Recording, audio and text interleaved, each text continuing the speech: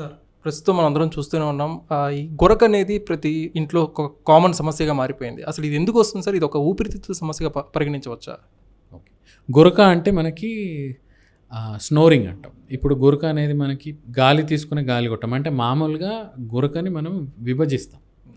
Upper airway అంటే ఈ పై భాగాన్ని, ఈ కింద భాగాన్ని. పై భాగాన్ని అంటే సైనస్ ఉండడం గానీ, ఈ ఈ బోన్ డీఎన్ఎస్ అంటాం అనమాట.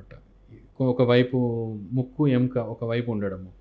ఇంకో సైడ్ హోల్ చిన్నగా అవ్వడం వల్ల, గాలి ముక్కు ద్వారా సరిగ్గా తీసుకోకపోవడం వల్ల, నోరు తెరిచి గాలి తీసుకోవడం వల్ల ఒకటి. 2 సివియర్ సైనసైటిస్ ఉండడం వల్ల. 3 ఇక్కడ గాలి తీసుకునే అన్నిటికంటే కామన్ ఇది.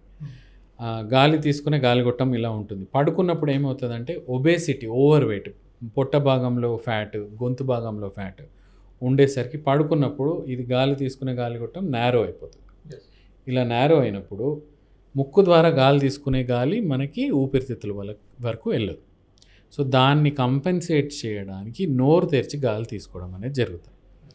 ఆ నోరు తెరిచి గాలి తీసుకున్నప్పుడు నోరు ఎండిపోవడము, ఆ గాలి ఆ గొంతులోకి వెళ్ళేసరికి ఆ టర్బులెన్స్ వల్ల 2 వైబ్రేట్ అయ్యి ఆ గురక అనేది వచ్చింది అనమాట.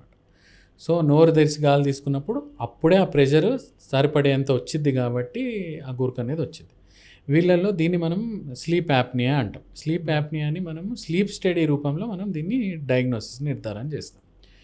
ఆ నిర్ధారణ అయినాక మనము సిప్యాప్, బైప్యాప్ అని ప్యాప్ థెరపీస్ అనేవి ఉంటాయి. ఒకసారి డయాగ్నోసిస్ అవుతే దానికి ఏది కరెక్ట్ అనేది మనము పెట్టుకోవడం అనేది చేస్తూ ఉంటాం.